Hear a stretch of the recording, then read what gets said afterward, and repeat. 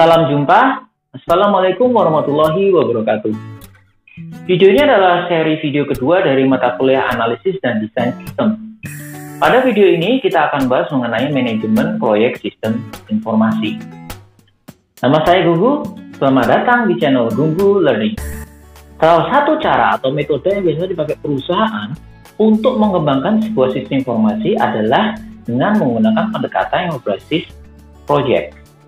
Ada 5 hal utama yang perlu diperhatikan dan dipertimbangkan oleh perusahaan apabila ingin menggunakan pendekatan berbasis proyek ini. Yang pertama itu adalah inisiasi proyek. Jadi perusahaan perlu memastikan bahwa ada permasalahan di dalam perusahaan sehingga perlu adanya proyek. Kemudian yang kedua itu adalah melakukan studi kelayakan untuk menilai kelayakan dari proyek yang sudah diinisiasi sebelumnya tadi. Kemudian yang ketiga itu adalah melakukan perencanaan dan pengendalian dari proyek tersebut. Sedangkan yang keempat itu adalah penjadwalan dari proyek. Dan yang terakhir dan yang kelima itu adalah pengelolaan sumber daya yang diperlukan untuk melaksanakan proyek. Nah, dengan mempertimbangkan kelima hal ini, setelah itu perusahaan bisa membuat sebuah proposal proyek sistem informasi. Pada inisiasi proyek, selain harus mencari dan menganalisis permasalahan apa yang sedang dialami oleh perusahaan juga perlu menentukan tujuan dari proyek ini nanti apa. Selanjutnya, juga harus memberikan alternatif solusi yang dapat dipakai untuk memecahkan permasalahan.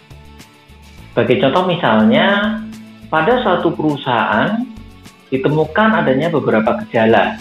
Yang pertama ada penurunan penjualan, yang kedua ada pelanggan yang pindah ke kompetitor. Nah, dari dua gejala ini, perusahaan perlu menyimpulkan ada permasalahan apa sebenarnya dari menganalisis data dan informasi yang ada di dalam perusahaan. Nah, misalnya contohnya, ternyata yang membuat penjualan menurun dan pelanggan itu pindah ke kompetitor adalah adanya inefisiensi pada pelayanan kepada pelanggan. Misalnya, waktu tunggu layanan yang terlalu lama. Nah, ini adalah masalah yang ditemukan oleh perusahaan. Nah, setelah itu, tentukan tujuan dari pengembangan sistemnya apa. Nah, biasanya tujuannya adalah untuk memecahkan permasalahan ini tadi. Ketika masalah ini dipecahkan, maka otomatis gejala-gejalanya juga ikut terpecahkan. Nah, setelah menentukan tujuan, selanjutnya memberikan alternatif solusi. Misalnya kita bisa memberikan 3 alternatif solusi. Yang pertama adalah dengan menambah jumlah karyawan. Waktu layanan pelanggan akan menjadi lebih cepat dan proses menjadi efektif. Solusi yang kedua adalah dengan mengembangkan sistem layanan sendiri atau self-service system. Sehingga pelanggan juga bisa mendapatkan layanan ini dengan lebih cepat. Yang terakhir itu dengan memindahkan layanan atau menambahkan layanan berbasis daring, sehingga pelanggan tidak perlu harus mengantri dan bisa langsung mendapatkan layanan secara daring. Perusahaan perlu menguji kelayakan dari alternatif solusi tadi. Uji kelayakan pada proyek pengembangan sistem informasi minimal terdiri dari 3 jenis uji kelayakan. Yang pertama adalah uji kelayakan teknis. Perusahaan perlu melihat apakah sumber daya yang ada di dalam perusahaan itu secara teknis dapat menjalankan sistem informasi yang akan dikembangkan. Yang kedua adalah uji kelayakan secara operasional. Perusahaan juga perlu melihat apakah sumber daya yang dimiliki di dalam perusahaan mampu menjalankan sistem informasi yang dikembangkan ini secara efektif dan efisien. Dan yang ketiga adalah uji kelayakan ekonomis. Perusahaan harus memastikan bahwa sistem informasi yang dikembangkan itu memiliki manfaat secara ekonomis yang lebih besar daripada biaya yang dikorbankan. Pada uji kelayakan secara teknis, perusahaan perlu menginventarisasi terlebih dahulu infrastruktur teknologi informasi yang dimiliki saat ini, yaitu terdiri dari perangkat keras dan perangkat lunak. Perusahaan harus mengevaluasi apakah perangkat keras yang dimiliki oleh perusahaan mampu menjalankan ketiga alternatif solusi tadi.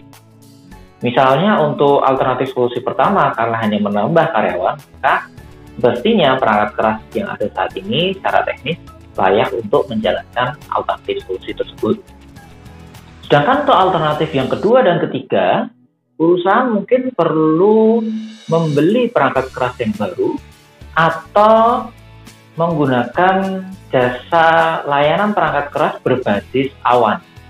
Berikutnya, perusahaan perlu mengevaluasi apakah perangkat lunak yang dimiliki saat ini mampu menjalankan ketiga alternatif solusi tadi. Untuk solusi yang pertama, seharusnya tidak ada masalah karena tidak memerlukan penambahan perangkat lunak. Akan tetapi untuk solusi yang kedua dan ketiga, ada kemungkinan besar perusahaan harus memilih alternatif antara membeli perangkat lunak yang baru atau mengembangkan sendiri perangkat lunak yang baru, dan alternatif yang ketiga menyewa layanan berbasis awan. Pada uji kelayakan operasional, perusahaan perlu mengevaluasi apakah sumber daya, misalnya sumber daya manusia yang ada di dalam perusahaan itu sudah mampu untuk menjalankan atau mengoperasikan si informasi yang akan dikembangkan ini secara efektif dan efisien. Misalnya untuk alternatif solusi yang pertama tadi, perusahaan hanya perlu merekrut karyawan biasa dan nanti tinggal diberi pelatihan. Sedangkan untuk alternatif solusi yang kedua dan ketiga, mungkin perusahaan perlu menambah karyawan yang memiliki keahlian khusus, misalnya sebagai administrator sistem yang baru. Bahkan untuk alternatif solusi yang ketiga, perusahaan perlu merekrut karyawan memiliki keahlian khusus lain, misalnya administrator jaringan. Pada uji kelayakan ekonomis, perusahaan dapat melakukan analisis biaya dan manfaat, misalnya menggunakan net present value untuk menentukan apakah investasi pada proyek sistem informasi ini dapat memberikan manfaat yang melebihi biaya yang harus dikeluarkan. Hasil ketiga uji kelayakan tadi dapat membantu perusahaan untuk menentukan alternatif solusi yang mana yang paling layak untuk dipilih sebagai proyek pengembangan sistem informasi.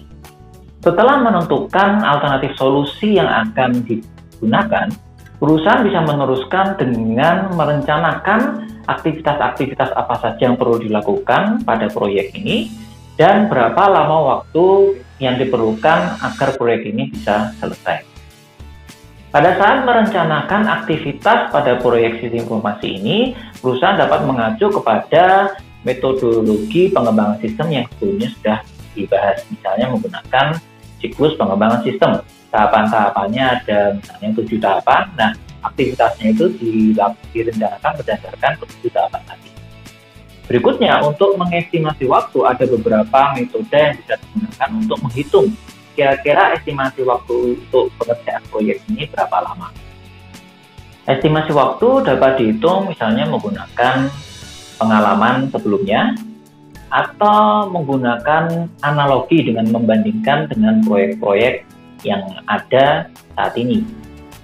Sampai bisa menggunakan aplikasi yang dipakai untuk menghitung estimasi waktu menggunakan model estimasi. Misalnya menggunakan aplikasi System Start. Perencanaan aktivitas dan estimasi waktu ini kemudian perlu dikendalikan agar pada proyek pengembangan ini tidak muncul inefisiensi dan inefektivitas yang akan menyebabkan bertambahnya lamanya pengembangan sistem dan juga bertambahnya biaya pada pengembangan. Setelah daftar rencana aktivitas dan estimasi lama waktu dari masing-masing aktivitas serta totalnya kita tentukan, maka berikutnya akan kita masukkan ke dalam satu penjadwalan. Penjadwalan dapat dilakukan dengan menggunakan beberapa metode. Ada 2 metode yang paling populer yang biasanya digunakan, yaitu Gantt chart dan BERT diagram. Ini adalah contoh dari Gantt chart. Seperti yang terlihat di sini, Gantt chart terdiri dari 2 kolom utama, yaitu kolom aktivitas dan kolom waktu.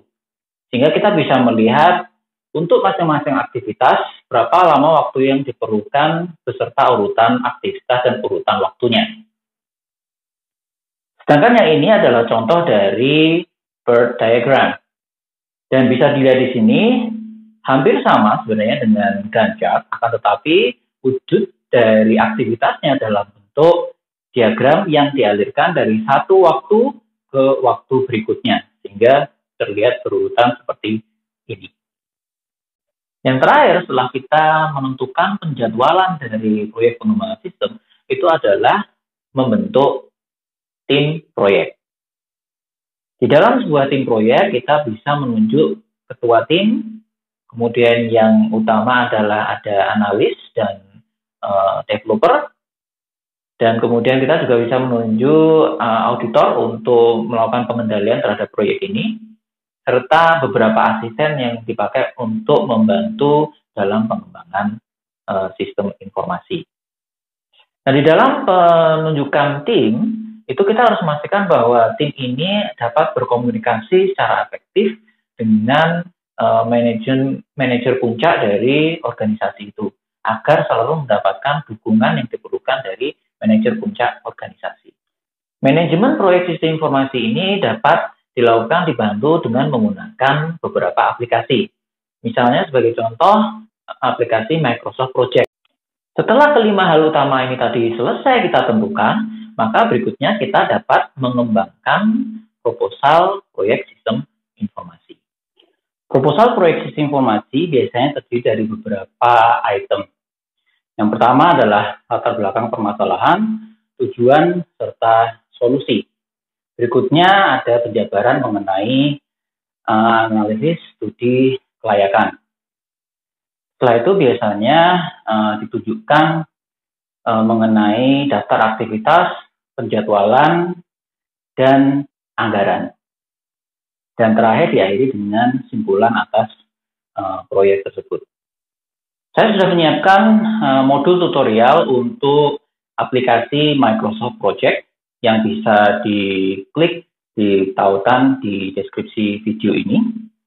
Nah, di dalam modul tersebut kita bisa belajar mengenai mengelola sebuah proyek menggunakan aplikasi Microsoft Project, di mana di dalamnya sudah terdapat tampilan dalam bentuk Gantt chart yang bisa diubah menjadi BERT diagram, serta di situ sudah ada pengelolaan sumber daya manusia atau pengelolaan tim atas proyek tersebut.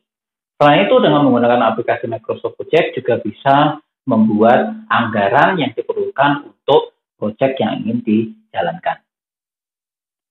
Selain Microsoft Project, saya juga menyediakan tutorial Microsoft Word untuk pembuatan proposal proyek sistem informasi yang bisa dilakukan secara otomatis. Silakan cek di tautan di deskripsi video ini. Demikian yang bisa saya sampaikan. Terima kasih atas perhatiannya. Jumpa lagi di sesi berikutnya. Jangan lupa subscribe di channel ini. Salam jumpa.